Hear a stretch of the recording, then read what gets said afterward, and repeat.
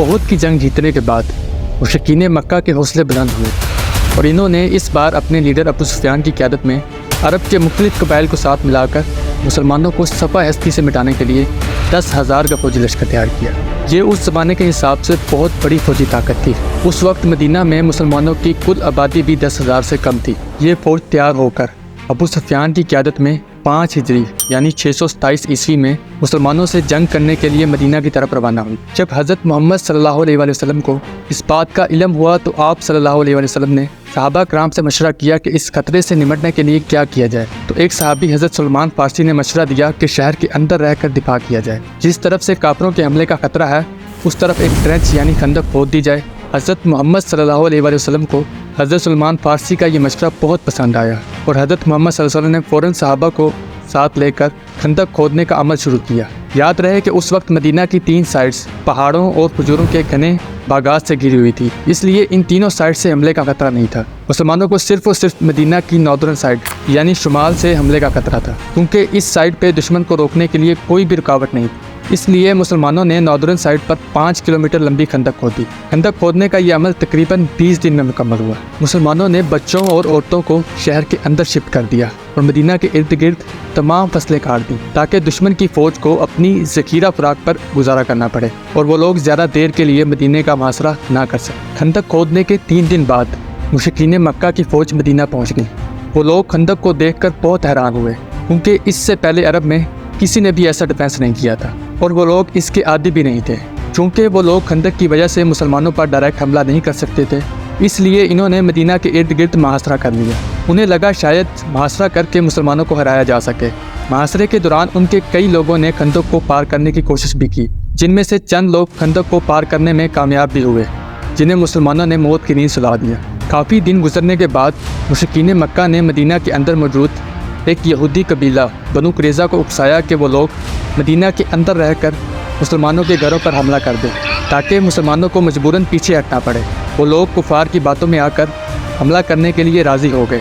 حالانکہ بنو قریظہ اور مسلمانوں کے درمیان امن معاہدہ ہوا تھا، لیکن انہوں نے اس معاہدے کو بھی توڑ دیا۔ مسلمانوں کے لیے یہ ایک بہت بڑا چیلنج تھا، کیونکہ اس وقت مسلمان ایک کشمکش میں تھے کہ وہ لوگ اپنے گھروں میں اپنے بیوی بچوں کو بچائیں یا پھر مکہ والوں کی فوج سے لڑیں۔ یہیں پر کہانی میں ایک ٹوسٹ آتا ہے۔ کافروں کی فوج سے نعیم ابن مسعود کی انٹری ہوتی ہے۔ وہ مسلمانوں کے پاس آ کر کہتے ہیں کہ مجھے حضرت محمد صلی اللہ علیہ وسلم سے ملنا ہے۔ حضرت محمد صلی اللہ علیہ وسلم سے مل کر وہ کہتے ہیں کہ میں نے خفیہ طور پر اسلام قبول کر لیا ہے، بتائیں میں آپ صلی اللہ علیہ وسلم کی کیا مدد کر سکتا ہوں۔ آپ صلی اللہ علیہ وسلم نے کہا کہ اگر ان قبائل کو ہٹا سکتے ہو تو ہٹا دو۔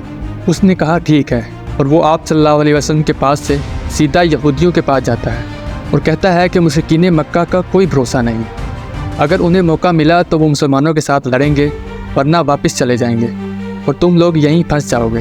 اگر تم لوگوں نے مشرکین مکہ کا ساتھ دینا ہی ہے تو ان لوگوں سے ضمانت کے طور پر کچھ آدمی مانگ لو تاکہ مشرکین مکہ تمہیں دھوکہ نہ دے سکیں۔ یہودیوں نے یہ مشورہ قبول کر لیا۔ اس کے بعد نعیم ابن مسعود فوراً مشرکین مکہ کے سردار ابو سفیان کے پاس گئے اور کہا کہ یہودیوں کا بھروسہ نہیں کرنا۔ انہوں نے حضرت محمد صلی اللہ علیہ وسلم سے کہا ہے کہ ہم لوگ آپ صلی اللہ علیہ وسلم کے پاس قریش اور بنو غطفان کے کچھ آدمی بھیجیں گے، آپ ان کی گردن اڑا کر ان سے بدلہ لے لینا۔ نعیم ابن مسعود نے ابو سفیان سے یہ بھی کہا کہ اگر وہ لوگ گارنٹی کے طور پر کچھ آدمی مانگے تو مت دینا۔ بس جیسے ہی یہودیوں نے مکہ والوں سے گارنٹی کے طور پر کچھ آدمی مانگے تو انہوں نے یہودیوں کی بات ماننے سے انکار کر دیا اور اسی بات پر مشرکین مکہ اور یہودیوں کے درمیان پھوٹ پڑ گئی اور یہودی جنہوں نے مسلمانوں کے گھروں پر حملہ کرنے کی پوری تیاری کر رکھی تھی پیچھے ہٹ گئے۔ اسی وقت مدینہ کی سرزمین پر ایک بہت ہی تیز طوفان آتا ہے جس نے مشرکین مکہ کے خیموں کو اکھاڑ دیا اور ان کی ہانڈیاں بھی الٹ دیں اور مکہ والے مجبوراً میدان جنگ چھوڑ کر فرار ہو گئے۔ مشرکین مکہ کے جانے کے بعد آپ صلی اللہ علیہ وسلم یہودیوں کے قبیلے بنو قریظہ کی طرف گئے تاکہ انہیں معاہدہ توڑنے کی سزا دی جا سکے۔ یہودی سمجھ چکے تھے کہ اب ان کے پاس مسلمانوں سے بچنے کا کوئی چارہ نہیں، اس لیے انہوں نے سعد بن معاذ کو اپنا فیصلہ کرنے کے لیے چنا۔ یہودیوں کو لگا کہ شاید سعد بن معاذ ان کی جان بچا لیں گے، کیونکہ سعد بن معاذ کا تعلق قبیلہ بنو اوس سے تھا اور اس قبیلے کے یہودیوں کے ساتھ دوستانہ تعلقات تھے۔ لیکن سعد بن معاذ نے دوستی کی بجائے انصاف کا ساتھ دیا اور یہودیوں کی کتاب تورات سے ہی ان کا فیصلہ کیا، اور ان کی کتاب تورات میں ایسی عہد شکنی کی سزا صرف موت تھی۔ اس لیے تمام مرد جنہوں نے معاہدے کی خلاف ورزی کی انہیں قتل کر دیا گیا اور ان کی عورتوں اور بچوں کو قیدی بنا لیا گیا۔ اگر آپ کو ہماری آج کی ویڈیو اچھی لگی ہے تو پلیز ہمیں سپورٹ کرنے کے لیے ہمارے چینل کو سبسکرائب کریں، ویڈیو کو لائک اور شیئر کریں اور کمنٹ سیکشن میں ہمیں اپنی قیمتی رائے سے آگاہ کریں۔ شکریہ۔